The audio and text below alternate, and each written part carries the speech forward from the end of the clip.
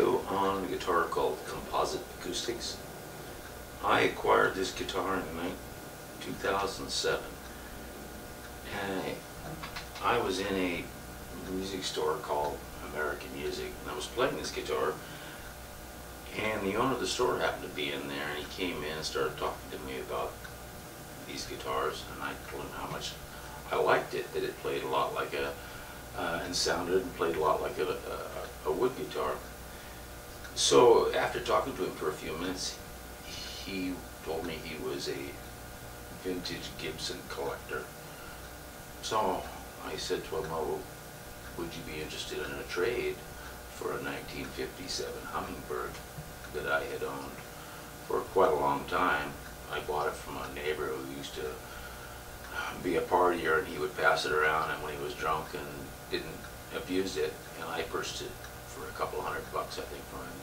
But it was not a friendly guitar to play. It only played good the first 3 frets.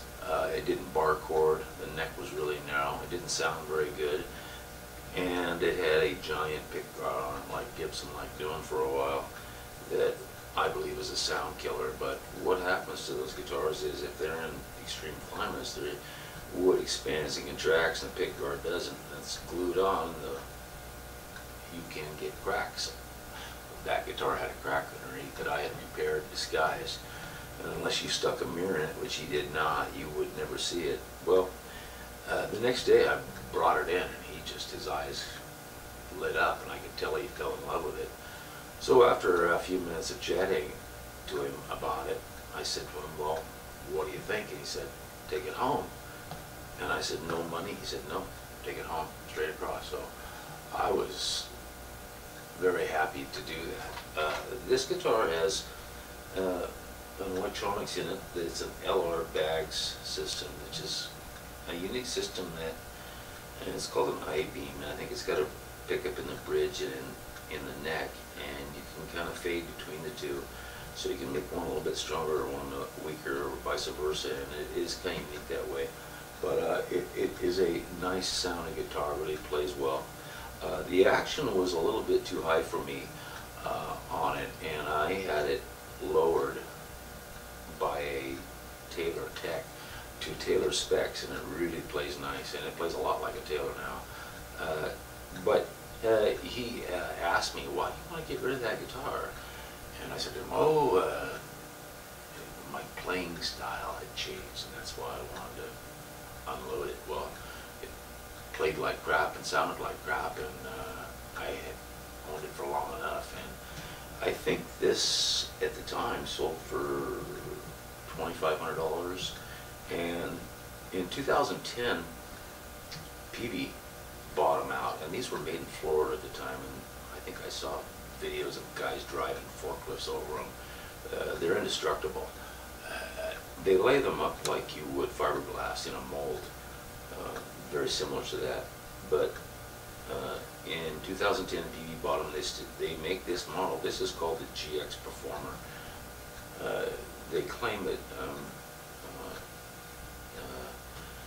country western players like them because of it. It's got sort of a tenor sound to it, but I use an EQ, and I boost the bass up, and I boost everything a little bit. But really a great guitar. I believe now the pickups in them, or the electronics in them, is a Fishman system. I don't know anything about it. I haven't played any. This is a pre-PV. They're called CA Acoustics, but really a nice guitar, and it's great for fingerstyle.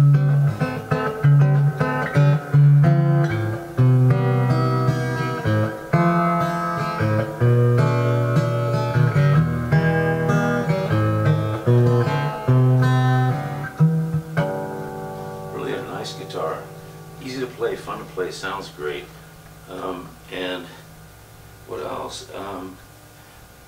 Because of the way they lay them up, they can really get a unique design. And there's no heel on this guitar. I don't know if I can show it to you very easily, but it's got a unique design to the back of it. Fun guitar, indestructible, and they don't go out of tune. It's really amazing because there's no,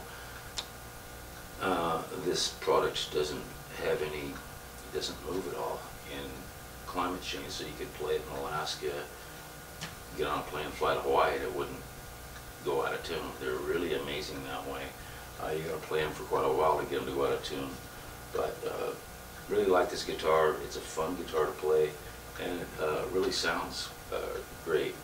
I was amazed. They make a smaller travel guitar. I forget what it's called, but it has a sound hole up high, and it projects really well, and it plays like a big full-size guitar. Sounds like a full-size guitar.